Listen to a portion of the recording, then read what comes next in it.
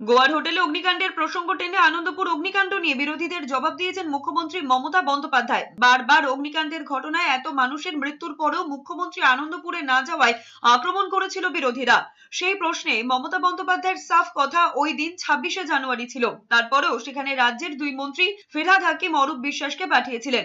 বিধায়ক ফিরদৌসী বেগম এবং স্থানীয় লোকজন সারা রাত উদ্ধার কাজে হাত লাগিয়েছিলেন। তিনি বলেছেন, ওটি প্রাইভেট কোম্পানি, গুদামের ভিতরে এত সিলিন্ডার মজুত করা ছিল না।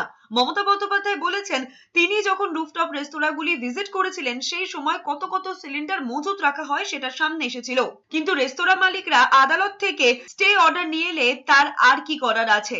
গোয়ায় আগুনে পড়ে মৃত্যু হয়নি? হ্যাঁ, মৃত্যু আমরা কেউ সমর্থন করি না।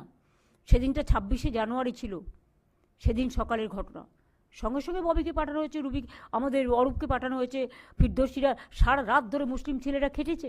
এটা একটা প্রাইভেট কোম্পানি, তাদের উচিত ছিল না এতগুলো সিলিন্ডার রাখা। আপনারা তো দেখেছেন, আমি যখন রুফটপ ভিজিট করতে গিয়েছিলাম, আমি বারবার বলেছিলাম যে আপনারা রুফটপটা খালি রাখুন।